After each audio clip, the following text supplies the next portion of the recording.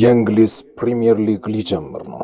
ዛሬ ደግሞ የምናነሳው ስለ አርሰናል ነው። አርሰናል ከ22 ዓመታት ትዕግስት በኋላ የእንግሊዝ ፕሪሚየር ሊግን ዋንጫ አንስቷል።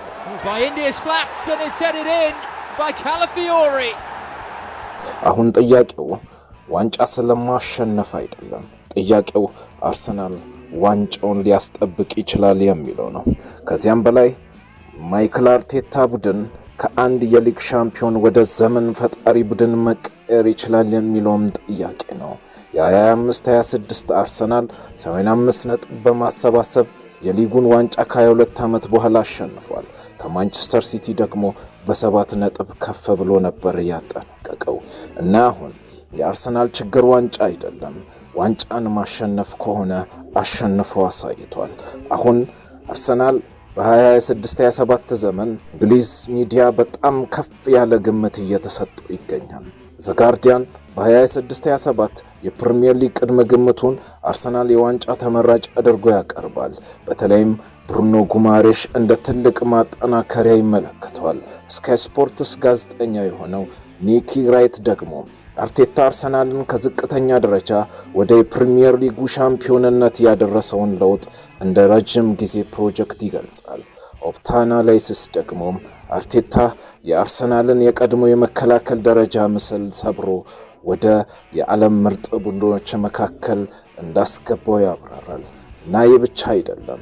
ስካይ ስፖርትስ የሱፐር ኮምፒውተርን ግምት አርሰናል የ26-27 ዋንጫን እንደገና እንደሚያሸንፍ ያሳያል። በግምቱም 85.2 በመቶ ለአርሰናል ሰጥቷል። ስለዚህ ጋዜጠኞች፣ ተንታኞችና የመረጃ ሞዴሎች በአንድ ነገር ላይ ይቀራረባሉ።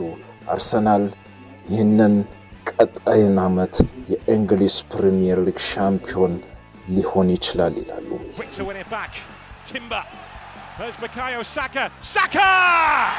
ግን ተመራጭ መሆን ብቻ ዋንጫ ማሸነፍ አይደለም። የአርቴታ አርሰናል ከዓመታት በፊት ከነበረው አርሰናል ፈጽሞ የተለየ ነው። የመጀመሪያው ለውጥ የአስተሳሰብ ለውጥ አለ። ሁለተኛው የተከላካዮች ለውጥ አለ። ሶስተኛው ሴት ፒስ አጠቃቀሙም ታላቅ ነው።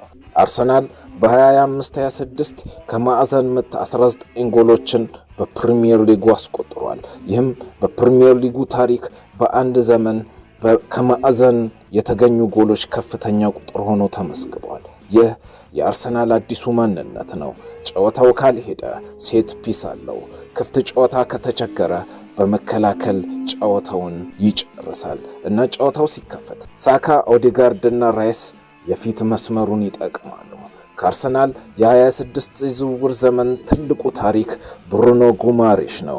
ይህ ተጫዋች አርሰናል የሚፈልገውን የዓለም ደረጃ ጥራት በመሃል ሜዳ ላይ ይጨምራል። ሮይተርስ እንደዘገበው አርሰናል የ26-27 ዘመንን በከፍተኛ ተነሳሽነት ለመጀመር ተዘጋጅቶ ነበር እና ብሩኖ ጉማሬሽ ከተጨመሩት ዋና ማጠናከሪያዎች አንዱ ነው። ከዲክላን ራይስ ጋር ማርቲን ኦዴጋርድ ደግሞ ከፊት አለ። እናም በተከላካዮች ፊትም የሚቆም ተጫዋች ነው። ይህ የአርሰናልን መሃል ሜዳ በአዲስ ደረጃ ሊያደርስ ይችላል። እናም በኮሚቲ ሺልድ ላይ የተከሰተው ደግሞ ምልክት ነበር። አርሰናል 3-0 በሆነ ሰፊ ውጤት ማንቸስተር ሲቲን ረምርሟል። ብሩኖ በይፋ የአርሰናልን ማሊያ ለብሶ መጀመሪያ ዋንጫውን አነሳ። ይህ ግን የዘመኑ ዋንጫ አይደለም። የሚቀጥለው ታሪክ ከዚህ በላይ ነው። ክሪስቶስ ዞሊስ አዲሱ የግራ ክንፍ ተጫዋች ነው። የዝውውር የሚነግረን አንድ ነገር አለ። አርቴታ አሁን በአንድ 11 ተጫዋቾች ላይ ብቻ መተማመን አይፈልግም። የፕሪሚየር ሊጉ ዘመን ረጅም ነው። ቻምፒዮንስ ሊግም አለ፣ ኤፍኤ ካፕም አለ፣ ካራባው ካፕም አለ። እናም ከዓለም ዋንጫ በኋላም የተጫዋቾች አካላዊ ድካም አለ።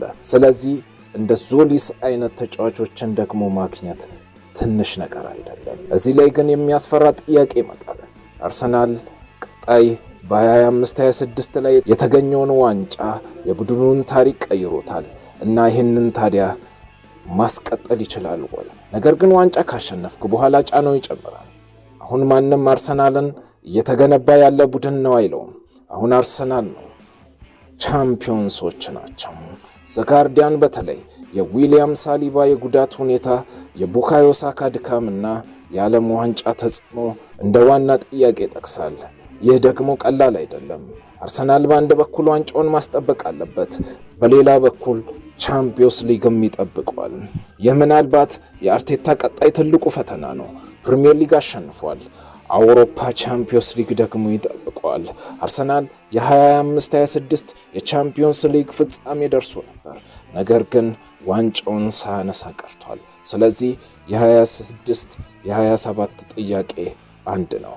ይህ ጊዜ አርሰናል የአውሮፓን ቻምፒዮንስ ሊግ ያነሳል ወይ የሚል ነው። ይህን ለማድረግ ግን በፕሪሚየር ሊግ ብቻ እንደሚጫወት አይጫወትም። ቻምፒዮንስ ሊግ ሌላ አይነት ጨዋታ ነው። አንድ የስህተት ጊዜ፣ አንድ የኋላ መስመር ስህተት፣ አንድ ጎል ዕድል እና የዘመኑ ሁሉ ስራ ሊያበቃ ይችላል እና አሁን ወደ ትልቅ ጦርነት ማንቸስተር ሲቲ ከፔፕ ጋርዲዮላ በኋላ አዲስ ዘመን ጀምሯል። ሊቨርፑል ደግሞ እንደገና ለመመለስ ይፈልጋል። ቼልሲ አዲስ መሪነትን ይዞ ይመጣል። ማንቸስተር ዩናይትድም እንደገና ለመገንባት ይፈልጋል። ስለዚህ አርሰናል ብቻ አይደለም የተሻለው ሊሆን የሚችለው፣ ሌሎችም እየመጡ ነው። ነገር ግን አርሰናል የሚያገኘው አንድ ትልቅ ጥቅም አለ፣ መረጋጋት። አርቴታ አሁን የፕሪሚየር ሊጉን ሻምፒዮን አሰልጣኝ ነው። ቡድኑ የእርሱን ስርዓት ያውቃል እና ይህ በ26-27 ለአርሰናል ትልቅ ጥቅም ሊሆን ይችላል። እንግዲህ እኛ ምን እንጠብቅ? ፕሪሚየር ሊግ እንደገና ለማሸነፍ ትልቅ እድል አለው። ስኳድ ዴፕዝ አለው። ካለፈው ዘመን የተሻለ ይመስላል። በተከላካይም ከሊጉ ቡድኖች ምርጥ ተከላካይን ይዟል። መሃል ሜዳ ላይ ራይስ ሲደመር ኦዴጋርድ እና ጉማሬሽ በተገቢ ሁኔታ ከተሰሩ በጣም አስፈሪ ሊሆኑ ይችላሉ። ቻምፒዮንስ ሊግ ስለዚህ ምንም ማለት አይቻልም። ለእኛ ግምት ከሆነ አርሰናል ፕሪሚየር ሊጉ ላይ ወይ ዋንጫውን ያነሳል ወይ በሁለተኛ ደረጃ ያጠናቅቃል። ቻምፒዮንስ ሊጉን ከሆነ ደግሞ እስከ ግማሽ ፍጻሜ ድረስ ሊደርስ የሚችልበት እድልም አለን። አርሰናል 22 ዓመት ጠብቆ ፕሪሚየር ሊግ ዋንጫን አነሳ። ነገር ግን ይህ የታሪኩ መጨረሻ ሳይሆን መጀመሪያ ብቻ ነው። አርቴታ ከ2019 ጀምሮ የአርሰናልን መልክ ቀይሯል። ከ8ኛ ደረጃ ወደ 5ኛ ደረጃ፣ ከዚያም ወደ ተከታታይ ዋንጫ ፉክክርናም በመጨረሻም የፕሪሚየር ሊግ ሻምፒዮን አደረገው። ስካይ ስፖርትስ የአርቴታን ፕሮጀክት እንደተጠናቀቀ ለውጥ ይገልጸዋል። ኦፕታ ደግሞ አርሰናል ቀድሞ ምስሉ በጣም ርቆ ከዓለም ምርጥ ቡድኖች መካከል መግባቱን ያሳያል። አሁን አንድ ጥያቄ ብቻ ቀርቷል። አርሰናል አንድ ጊዜ የተሳካለት ቡድን ይሆናል ወይስ አዲስ ዘመን የሚጀምር ቡድን ነው? የ26-27 ዘመን መልሱን ይሰጠናል። አንድ ነገር ግን ከወዲሁ ግልጽ ነው። የአርሰናል ታሪክ አሁንም በደማቁ መጻፍ ቀጥሏል።